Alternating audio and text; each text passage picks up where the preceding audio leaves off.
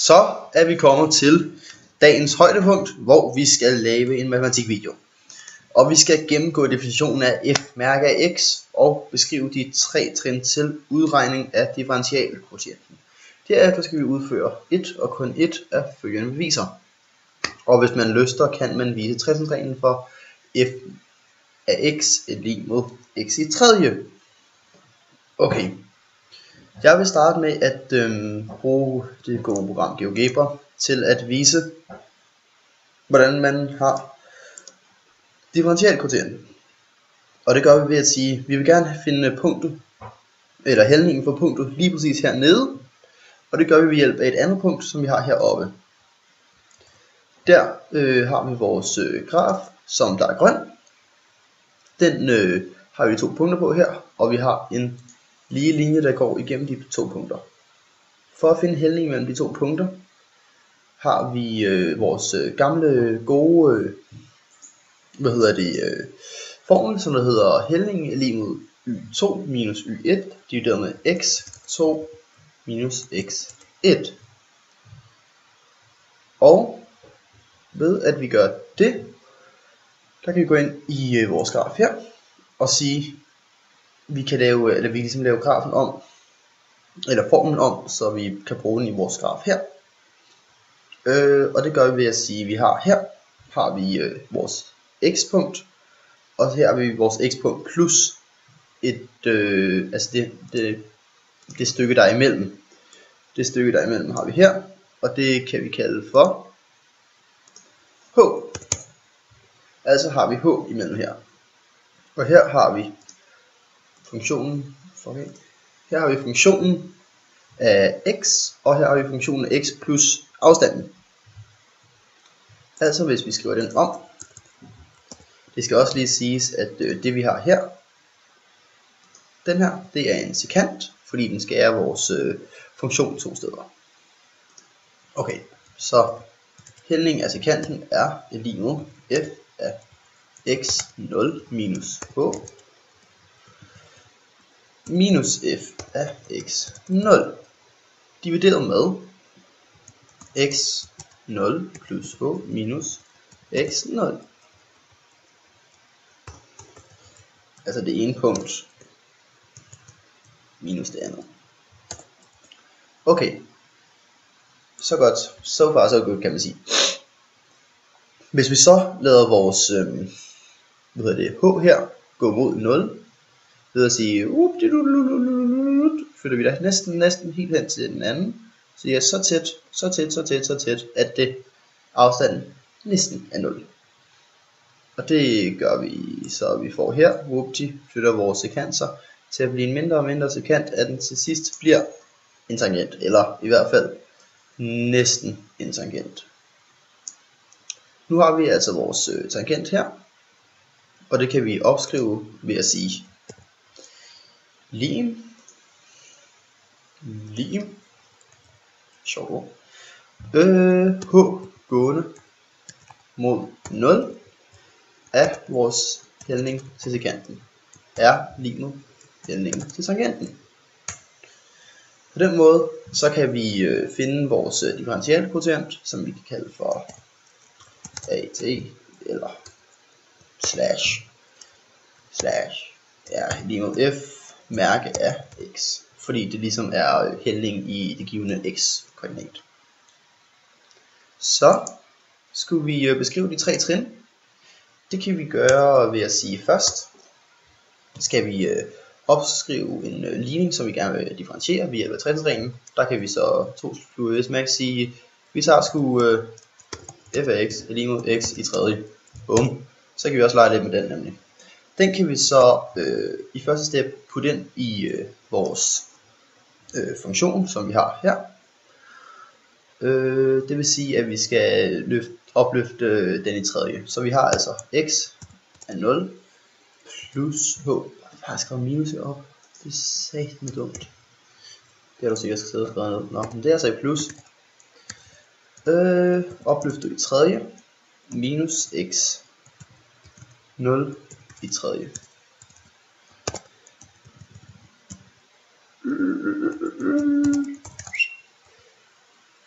divideret med det vi så har vores h, eftersom at x0 går ud med hinanden, bum, bum, så har vi h'et tilbage. As lige med x0 plus h divideret med h minus f af x0. Bum. Så det vi har her, det er vores hældning til vores tangent, når h er gående mod 0, som vi har her. Så det vi kan regne ud her, kan vi altså sige, er det punkt vi har her, altså vores tangent her. Så vælger man så at forkorte den eller reducere den, som man kan sige. Det vil sige, at vi får x i tredje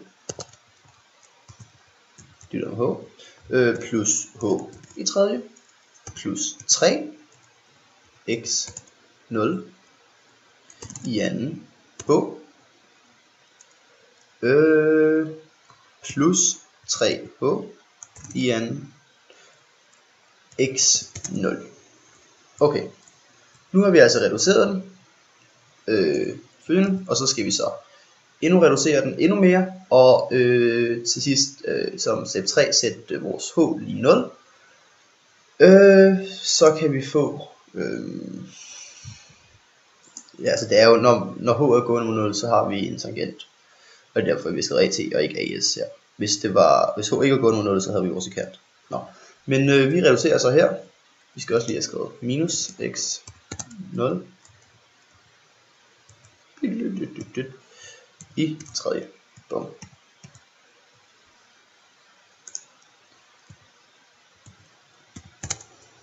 Okay, sådan. x0 går ud med minus x0. H i tredje bliver så h i anden.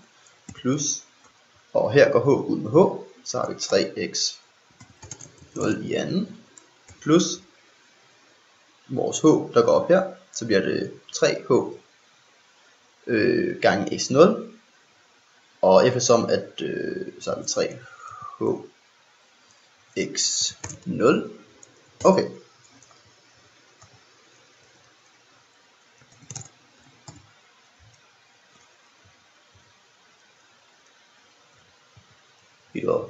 Vi vælger faktisk at skrive AS, fordi vi er slet ikke gået mod 0 nu. Det gør vi nu.